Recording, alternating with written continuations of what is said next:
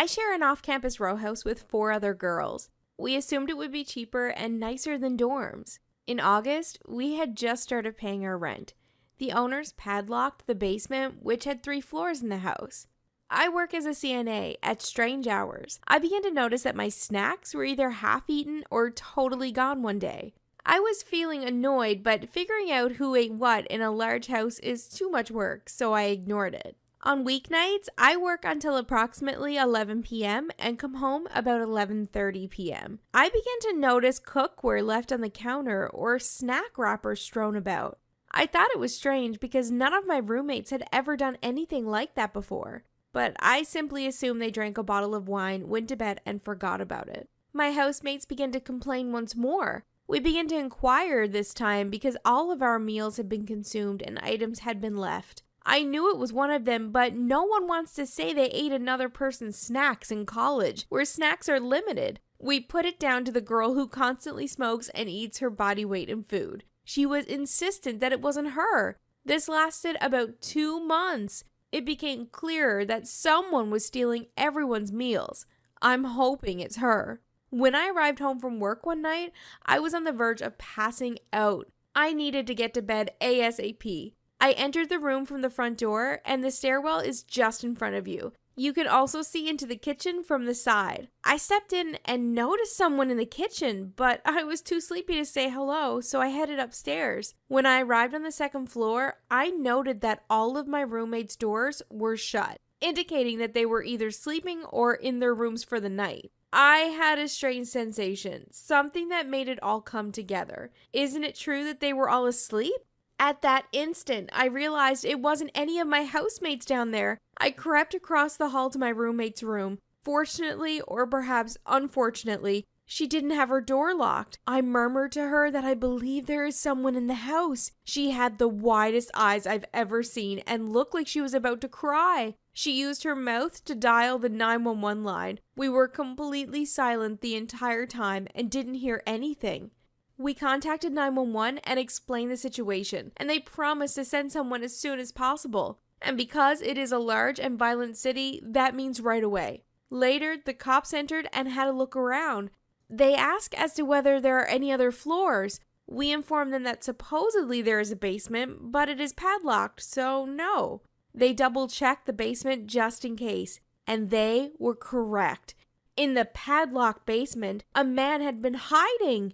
The lock was taken off its hinges and placed up against the wall. He had grabbed one of our roommates' pillows from the hall closet, a mattress from who knows where, and his clothes. He was the one that was moving and consuming all of our belongings. He'd do it in the middle of the night if he had to. He also had a kitchen knife in his hand, as though he was planning to kill us if necessary. That's what frightened me the most. We never slept with our own doors locked. He had instant access to any of us, and we had no idea. I was the only one who went down to look when he was arrested, and I swear to God that face will haunt me for life. Hi everyone, I'm Jessica, and my story is about how I got betrayed by my hero, my father. Do you have an idol that you've always looked up to? Well, mine used to be my dad. You know, he was my role model, and I never thought he'd let me down. Actually, the main thing I was crazy about as a child was my father's profession. He was a lawyer, and my dream was to become one too. He was also involved in charity work and was constantly speaking about it. Lots of people in our town knew that he helped our local nursing home. Do you see it now? My dad was like a Superman or Robin Hood. He represented justice and power. Can you imagine how proud I was when other children asked me about my father's job? Every time I asked my father why he liked his job, he said that making people happy gives meaning to his life. I was dying to see how his job was like. And after a lot of nagging, my dad agreed to take me to the nursing home he does charity in. I was amazed to see how much my father's help meant to those people who were alone in this big world. It seemed to me that everyone knew him personally. People welcomed him and even hugged him. All the grannies told me things like, "You're lucky to have such a dad." That day, I wanted to be like him more than anything. Due to my curiosity, I tried to study law on my own. I always looked through my father's books, hoping I'd learn something. But most of it was really complicated. Plus, my father got really mad when he saw me going through his stuff. But I couldn't help it. One time, I was interested to learn more about his charity work. He was just a stickler for paperwork. Everything was in its place, so it wasn't hard to find what I needed. I just took a file folder named Nursing Home and started reading a random paper from it. I just couldn't believe my eyes. The first thing I thought was, you gotta be kidding me. Please, someone tell me what on earth is going on here. I checked other papers with trembling hands, hoping that was a mistake. Some misunderstanding. Oh crap, it wasn't. I was shocked to discover that my father was hiding a big secret. When my father got home, I was totally out of control. He wondered why I was acting strange. I showed him the reason. The thing was that relatives of elderly people asked him to draft their wills so they could get all the money. And of course, the poor elderly just signed and had no clue what they were doing. And my dad got a fat cut out of it. His percentage for such a dirty job was quite a sum. That was the moment when I expected my father to confess, repent, or I don't know, maybe burst into tears. I didn't think that day had more unpleasant surprises. But Dad started shouting at me. He said I didn't know what life really was, that I was naive and wore rose-colored glasses. I just took what was mine, a tiny piece. Oh man, do you think I'm the only fraud in this town? Every judge, every lawyer, and prosecutor is just another fraud. Boom! At that very moment, my ideal image was destroyed. Can you just imagine how terrible I felt? Everything I built my dreams on was a lie. I wanted to shout, break everything I saw around me. I was lost. I felt betrayed. I came up to my mother and I told her everything. I was so upset that I wanted to report my own dad. That was my last hope. And I thought she would figure out a way to help me. But her words just killed me. I was aware. Wait, what? Another betrayal? I was just shocked and couldn't get my breath back. I asked her if they were kind of accomplices and how long that had been going on. She just got down on her knees and begged me not to call the police. Jessica, you must understand that your dad did it to earn for the family. Worse things happen, believe me. He didn't kill anyone. It's only money, you know. I couldn't listen to it anymore. My family was a bunch of liars, and I needed to let off steam, so I locked myself in my room. 2 weeks passed. I still felt terrible. I was avoiding my parents in my own house. I couldn't talk to them or even look them in the eyes. Until one day, I heard a knock on the door. Then I heard my dad and some unfamiliar female voice. I went to the door, and I saw a skinny woman. Her eyes were red in tears. She begged my father to help her. I decided to stay and listen. She said that she was financially dependent on her father. She had no doubt he would leave her all his money, but something really strange happened. It was written in the will that all the savings would go to her uncle. It didn't make any sense. She knew my dad was the lawyer who did the will, and she came to ask for his help. My dad said she was insane and asked her to go away. But I live on the streets now. Please help me. If you don't want to help me, help my little children. They can't even go to school now.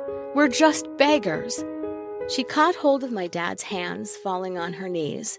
But everything he did was pushing her away. If you don't get out of here, I'll call the police.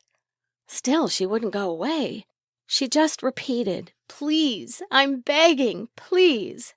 Anyone would pity her, but not my dad. He really called the police. When they came, the woman was very frightened. She said she didn't mean any harm and wasn't guilty. She just wanted to find some help. My heart was racing when I looked at my father's eyes. Oh man, he felt absolutely nothing. He was so calm.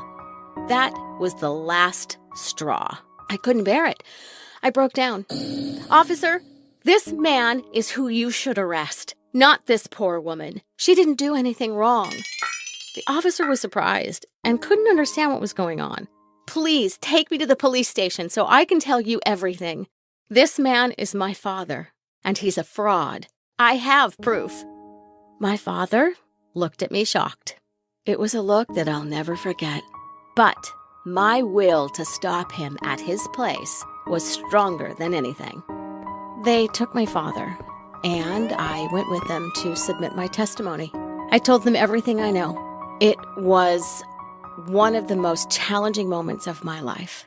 It took me time to comprehend that I was putting my own father in prison. After long hours at the police station, the officers told me I can go home. They opened an investigation, and my father was held there. When I went back home, my mother was sobbing. She was very upset with me. She claimed that I betrayed our family, and she didn't want to talk to me. She called me very hurtful words like ungrateful child and selfish teenager. She even called me stupid. I can't deny that her words hurt my feelings, but I was convinced that I made the right decision. I couldn't accept the person my dad is. I can't be a witness of injustice and remain silent. Ironically, this is what he taught me as a child. Everything was my father's fault, and he had to pay for it. My father was sentenced for 7 years in jail. It is a very difficult phase for my family. People in my town are talking badly about my dad and how he deceived all of them. I don't blame them. I wanted to visit him but was scared. A week ago, just 2 months after he's been imprisoned, I gathered my courage and visited him. Seeing him that way broke my heart. I had tears in my eyes the whole time I sat there looking at him. What shocked me the most was my dad's words. At first, he apologized, which caused me to believe that he regretted his actions. But as he kept talking, everything he said revolved around disappointing us and how he failed as a husband and a father. He said that he never cared about anything but us. But I was confused. What about the other families? I asked. The people you deceived have families they love, Dad. He said nothing. I was disappointed even more. My philanthropist hero was nothing like I imagined. It broke my heart. But I guess it made me realize that some people never change. So yes, I am the girl who sent her own father to jail. I don't know what you think of me, but regardless of everything, I still have no doubt I've done the right thing. I still want to become a lawyer someday, because I'm motivated to achieve justice, no matter what. Hi, my name is Alexa, and I discovered what my brother's girlfriend was really up to the whole time she was with him. You're probably wondering what that has to do with me. Well, let's just say that I was the reason she stabbed him in the back. The beginning of this story is a little awkward. It all started with my own insecurity. You see, I'm 17 and I've never been in a relationship with someone like ever. The guys who usually ask me out were losers, so I just turned them down one after the other. However, one day, something changed. Someone actually caught my attention big time, but I didn't know who it was. It all began when I started to receive these love letters. I thought a lot about who it could be. I was eager to know, especially because I was kind of falling for this person. You must think that this all sounds like the beginning of a beautiful love story. Well, I was naive enough to think so too, because the truth is that when I discovered the identity of the person I was falling for, I wanted to disappear off the face of the earth. So all this chaos started when someone began to slip blue love letters into my bag at school. I knew they were for me because at the end of each letter, my name was always surrounded with red heart-shaped symbols. I couldn't help but picture who it could be and who I wanted it to be. I secretly hoped it was Mark, a cute boy in my class and one of my brother's close friends. Anyway, I'm in the 11th grade with my twin brother Alex. We go to the same school, we're in the same class, so I'm pretty much stuck with him forever. And I'm kidding though. The truth is that I love him very much and I don't know what I would do without him. A few months ago, Alex started dating Mary, a girl he had a crush on for ages. He asked her out and she said yes. She was very beautiful and way out of my brother's league. I had no clue how she even agreed to date him. Anyway, Mary and I became close friends after she started seeing my brother. She came to our house a lot, and when they went out, she was always kind enough to invite me along. But, I hated to be the third wheel, so I usually said no. I didn't feel that lonely, though, because I was receiving the best love letters every single week. I remember the first letter well. It was blue and had Alexa boldly written on it. It read, "Reading this letter, you might be wondering what's wrong with me. Why I'm writing a letter to you. I wanted to tell you these words, but since I am unable to now, I am happy I can at least express it through my words. I love you." Anyone looking at me at that exact moment when I was reading the letter would probably have been wondering why I was grinning from ear to ear. I couldn't help it. I was deliriously happy. I read the letter more than 10 times until I could recite every word written on it without looking at it. From that day onwards, I started to get more blue letters, one each week. The way he wrote was pretty amazing. I felt like I was really falling for him and like I had butterflies in my stomach. I was writing letters back to him and leaving them each time in the place he asked me to. Most importantly, I wasn't shy about spilling my feelings. I had strong feelings for him and I expressed them in my letters. Of course, I asked him to reveal his identity, but he wrote that he was hesitant because he was close to my brother and he felt that I was going to reject him because of it. This only confirmed my suspicions. It had to be Mark, my brother's close friend. I used to notice him staring at me in class, but now the whole picture was becoming clear. I wrote back in the letter, "I don't care if you're close to my brother. Knowing who you are will mean the world to me." 2 days passed since I wrote that message, and I never got a response back. I thought that Mark had chickened out on me because he didn't want to involve my brother. I was sitting in the living room feeling pretty sad when my brother and Mary were about to go out. They noticed that I was upset, but I refused to tell them what was going on. Mary then insisted I should go with them, so I'd cheer up a bit.